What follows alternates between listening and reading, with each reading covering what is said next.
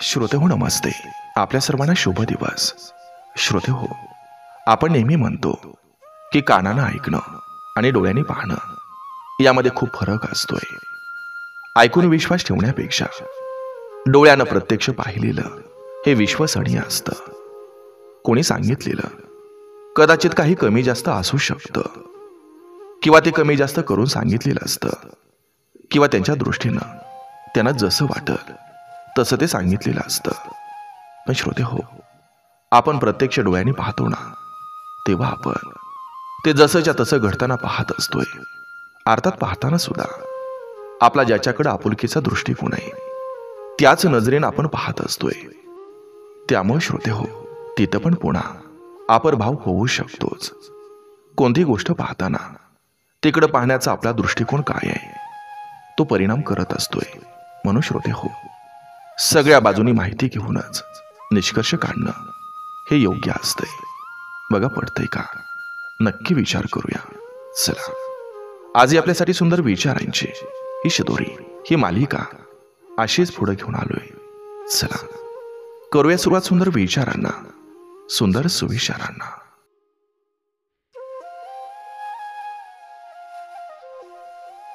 आपल्या आयुष्यातील निर्णय हे आपल्या आनंदावर आधारित असले पाहिजे, इतरांच्या मतांवर नव्हे. सगळंच नसतं सगळ्यांच्याच नशिबी.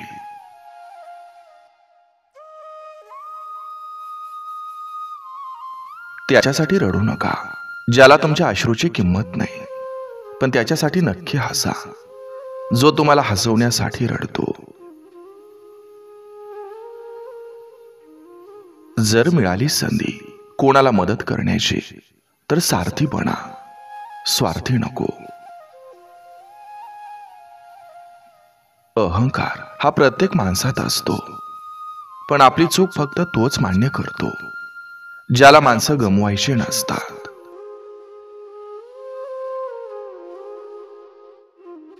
मनात नेहमी जिंकण्याची आशा असावी, कारण नशीब बदलो ना बदलो पण वेळ नक्की बदलत असते.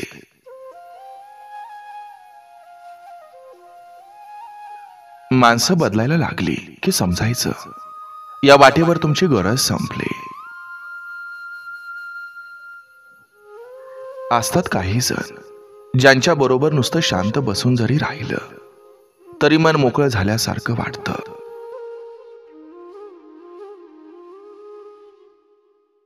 खूप मोठं होण्याच्या नादात तुम्ही साधेपणा विसरू नका. लक्षात ठेवा, समुद्रात विलीन झाल्यावर नदी सुद्धा खारट होते.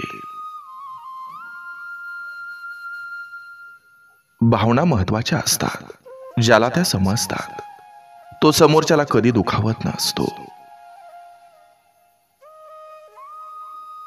ज्याचं अंतःकरण शुद्ध आणि सत्य असतं त्यांची प्रार्थना देवापर्यंत लवकर पोहोचते.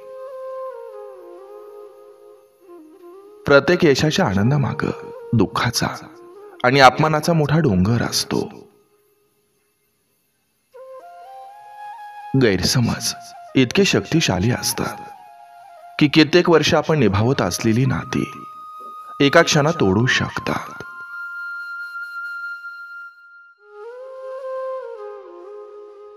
संघर्ष प्रत्येकाच्या आयुष्यात असतोच, पण महत्वाचा असतो तो फक्त संयम.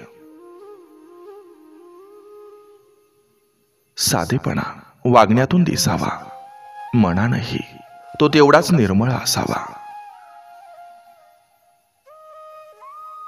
आवडत्या व्यक्तीसोबत घालवलेला वेळ कायम मनात उमटून राहतो.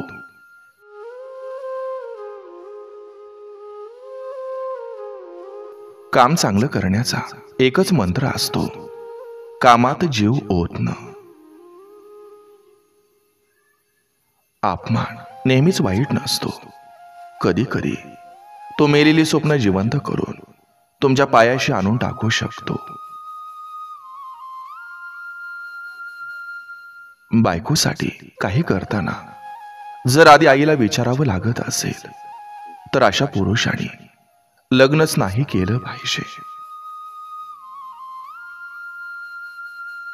ज्या कामावर आपलं पोट भरतं त्याला कधीच कमी समजायचं नसतं. कोणाच्या तरी उचकीचं कारण बना, पण कोणाच्या हुंदक्याचं नको.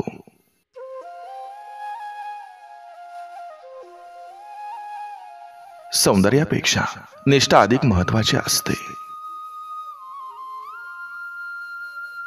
स्वतःसाठी न जगता जेव्हा दोन जीव एकमेकांसाठी जगतात, त्यालाच तर खरं प्रेम म्हणतात. आयुष्याच्या समुद्रात एक हक्काचा किनारा नक्की असावा.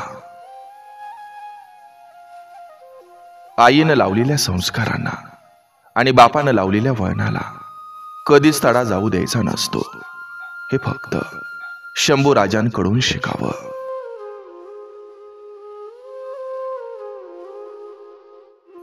जेव्हा व्यक्ती हळवी होऊन नात्यांचा विचार करते, तेव्हा त्या नात्यात एक सॉफ्ट कॉर्नर असतो, आपलेपणाचा. व्यक्ती तिथं नेहमीच तत्पर राहते आपल्या लोकांसाठी. पण जेव्हा सेल्फ रेस्पेक्ट नावाची गोष्ट व्यक्ती धरून बसतो, तेव्हा इतरांच्या नजरेत तो स्वार्थी ठरतो.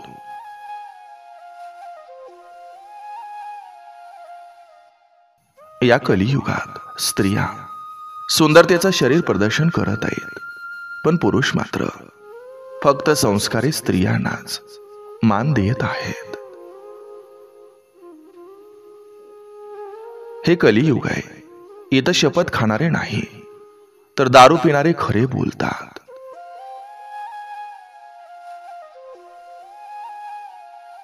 नजर तीच काढते जी जीवापाड प्रेम करते.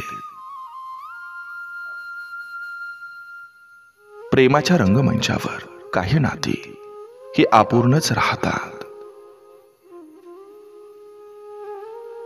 फोटो पाहून मन भरलं असतं, तर भेटायची ओढ कधी लागलीच नसते.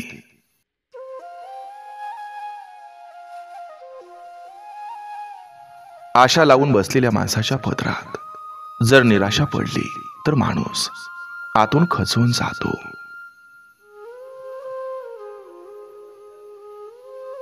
चार भिंतीतली गोष्ट स्त्री कधीच बाहेर जाऊ देत नसते, पण पुरुषाला मात्र चार माणसात बाजार मांडायची सवय असते.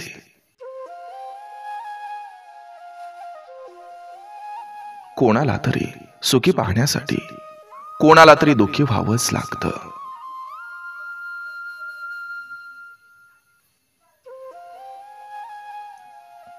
आवडी निवडी तर तोच जपतो जो खरं प्रेम करतो. लग्न करणारा तर फक्त संसाराचा गाडा पुढे ओढत नेतो. पैसा पाहून कित्येक मुली चुकीच्या घरात संसार करत आहेत, आणि मुलं सौंदर्य पाहून कुणाच्या तरी बंधनात राहत आहेत. गुलाब हा फक्त प्रेमाला होकार देतो, मोगरा तर हक्क गाजवतो.